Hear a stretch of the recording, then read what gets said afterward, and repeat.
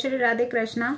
मैं आपको बताने जा रही हूँ कि बदायूं की जामा मस्जिद यानी संभल में इतना ताना तानी आखिर क्यों बनी हुई है, क्यों एक दूसरे पर ब्लेम किए जा रहे हैं। 850 साल पुरानी मस्जिद का नीलकंठ महादेव मंदिर में विराजमान है, ऐसा हिंदू महासभा के लोग दावा कर रहे हैं। वहीं पे मुस्लिम जो कट्टरपंथी लोग हैं उन्होंने कहा है कि ये 850 साल पुरानी मस्जिद है, जिसमें यहाँ पे कोई भी एविडेंस ऐसे नहीं है जो हिंदुओं के हों। लेकिन उनका कहना है, हिंदू महासभा के लोगों का, कि यहाँ पे मंदिर के एविडेंस है, क्योंकि ये औरंगजेब ने तोड़कर यहाँ पे मस्जिद बनवाई थी। और उनका ये भी कहना है कि जो 1233 में मंदिर को तोड़कर बनाई गई थी औरंगजेब द्वारा, 1875 यानी 1875 टू 1878 के बीच ASI के सर्वे के मुताबिक भी वहां पर निकला था कि यहाँ पे मंदिर के एविडेंस हैं। तो क्या वाकई में वहां पे नीलकंठ विराजमान है, महादेव विराजमान है? तो संभल में जो सोची समझी साजिश के साथ वहां पे जो हंगामा हुआ था, वहां पे सैकड़ों लोगों को अरेस्ट किया गया, हजारों लोगों को घायल किया गया, दर्जनों लोगों को का हत्या की गई। तो क्या वाकई में राम गोपाल जी ने जो पार्लियामेंट में कहा है तो वो वाकई में बिल्कुल सही है? क्या जो उन्होंने चिल्ला चिल्ला कर कहा है कि ये सब वोट के लिए किया गया, वो सोची समझी साजिश थी उनकी?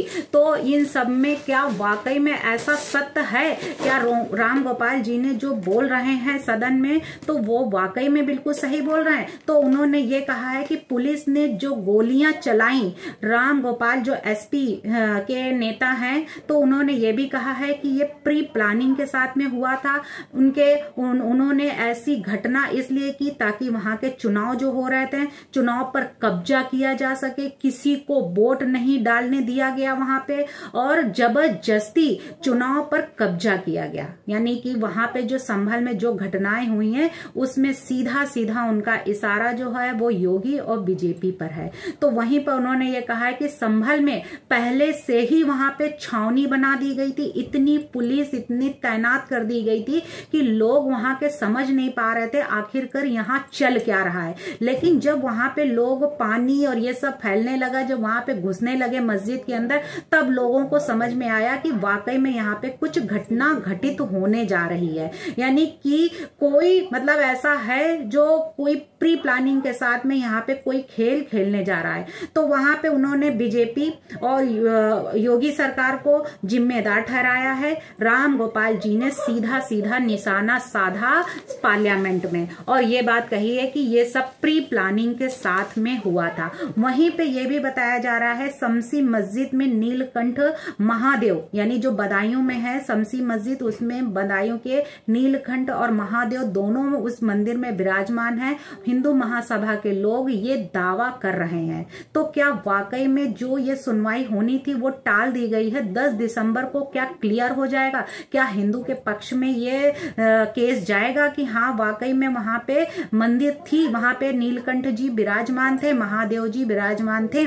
वहीं पे यूपी के बदायूं में मस्जिद मंदिर को लेकर इतना घमासान विवाद छिड़ा हुआ है कि जिसमें कहा जा रहा है कि बदायूं की जो 850 साल पुरानी या 840 साल पुरानी जो पुरानी मस्जिद है उस पर नीलकंठ और महादेव का मंदिर नहीं है, वहां के जो कट्टरपंथी हैं। वहीं पे उन्होंने ये भी कहा है कि 2022 का ये है मामला जिसकी सुनवाई अभी तक क्लियर नहीं हो पाई कि वाकई में वो मंदिर है या फिर मस्जिद है।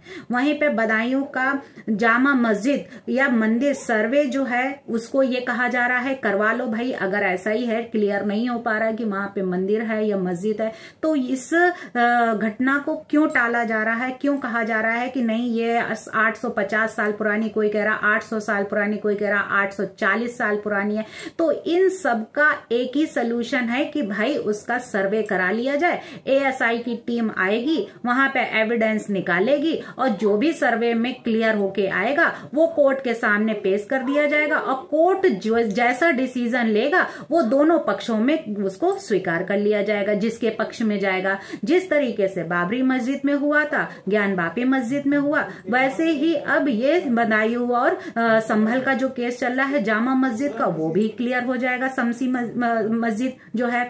तो अब इनका जो है वो ASI द्वारा अगर क्लियर हो जाता है तो इसमें विवाद का कोई विषय ही नहीं उठता है कि भाई ये मंदिर थी या मस्जिद है, क्योंकि SI ने जो भी सर्वेक्षण किया होगा, जो भी सर्वे किया होगा, जो भी उसमें से एविडेंस निकाला होगा, जो भी उनको सबूत मिले होंगे ठोस, वो कोर्ट के सामने पेश करेगा और कोर्ट जो भी अपना निर्णय सुनाएगी उसको खुशी खुशी एक्सेप्ट कर लिया जाएगा। तो वहीं पे ये कहा गया है कि मंदिर की जो सोची समझी रणनीति और ये जो साजिश है ये रची गई है। ये अखिलेश यादव ने संसद में बोला कि भाई यहाँ पे जितनी भी है ये वोट बैंक के लिए, वोट जो है वहां पे भटकाने के लिए, लोगों का जो माइंड था उसको डाइवर्ट करने के लिए संभल में जो घटना हुई है वो एक रणनीति थी, एक सोची समझी साजिश थी। ये अखिलेश यादव ने पार्लियामेंट में खुले आम अपने भाषण में बोला।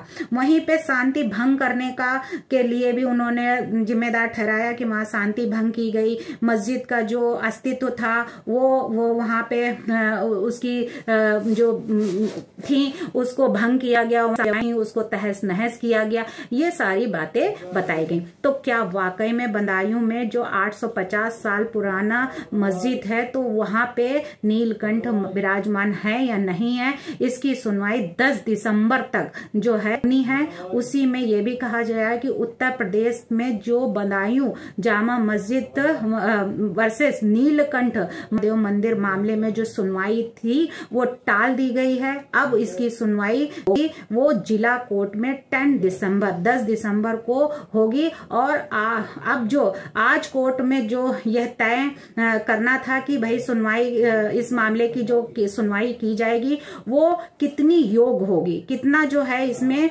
निकल के होना है। तो मुस्लिम पक्ष की बहस होनी थी जो पूरी नहीं हुई। कोर्ट ने अगली तारीख 10 दिसंबर जो है वो तय कर दी है कि अब 10 दिसंबर तक इसकी सुनवाई होगी। वहीं पे जो 30 नवंबर को इंतजामिया कमेटी ने पक्ष रखा उसमें और हिंदू पक्ष ने बदायूं शमसी जामा मस्जिद पर नील होने का दावा रखा था। उन दोनों की जो जमकर राजनीति भी हो रही है और दोनों के जो मामले जो गए हुए हैं कोर्ट में, बदायूं मामले की सुनवाई जो है स्पेशल फर्स्ट जो है बताया गया है कि फर्स्ट ट्रैक कोर्ट बनाया गया है जिसमें उनकी सुनवाई होनी है। तो ये सबको ध्यान में रखते हुए एक और हिंदू पक्ष का दावा है कि वो नीलकंठ और महादेव मंदिर है वहीं तोड़कर वहां पे मस्जिद बनवाई गई है, और वहीं पे जो मुस्लिम पक्ष है वो कह रहे हैं ये 850 साल हिंदू का कोई भी वहां पे मंदिर था।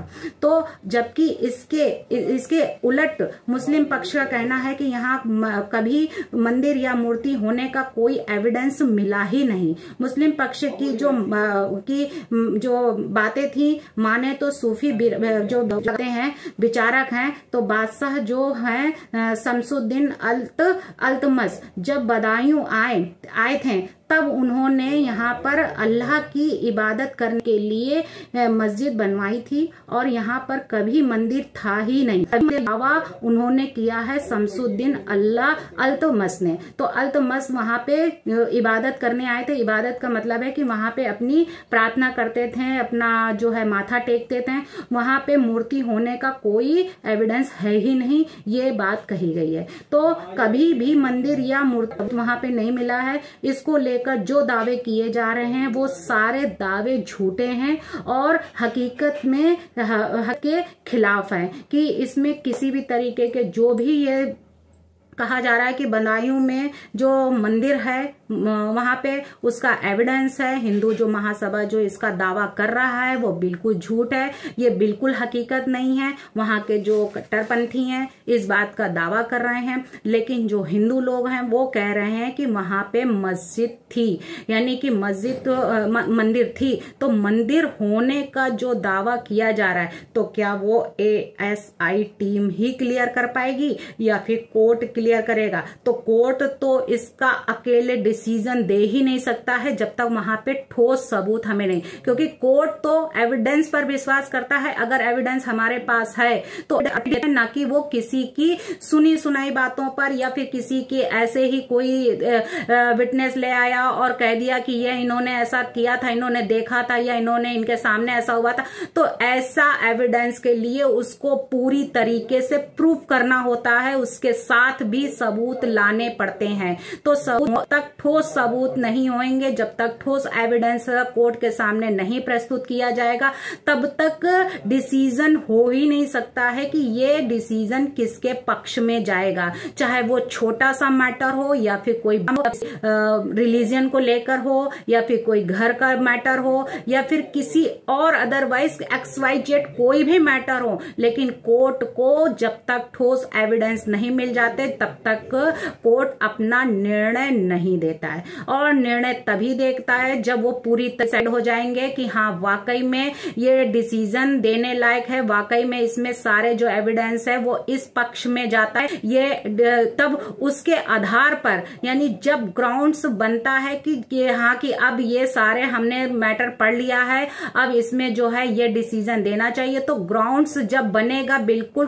क्लियर, ग्राउंड्स जब बनेगा बिल्कुल परफेक्ट कि हाँ वाकई में ये इस पक्ष के एविडेंस सबसे ज्यादा हमें मिले हैं और ये जो एविडेंस मिले हैं ये बिल्कुल पुख्ता है, तभी हम डिसीजन देते हैं। अदर को हम तारीख देके टाल देते हैं जब तक उसमें कोई ठोस सबूत हमारे सामने ना आ जाए। तो अब इसमें क्या होना है कि 10 दिसंबर तक जो टाल दिया गया है, तो अब उसमें क्या हिंदू पक्ष या मुस्लिम पक्ष, इसके लिए में जो शमसी मस्जिद है या जामा मस्जिद संभल के, तो उसमें अगर पक्ष में आएगा तो कोर्ट उसी पक्ष को निर्णय सुनाएगा और उस निर्णय को हमारे यहाँ के संविधान के अनुसार उसको एक्सेप्ट करना हमारा कर्तव्य है, हमारा अधिकार है कि हम उसको जो है इसको हम स्वीकार करेंगे कि अब हम उसमें लड़ाई झगड़ा नहीं कर सकते हैं, क्योंकि अब वो हमें बिल्कुल क्लियर हो चुका है कि ये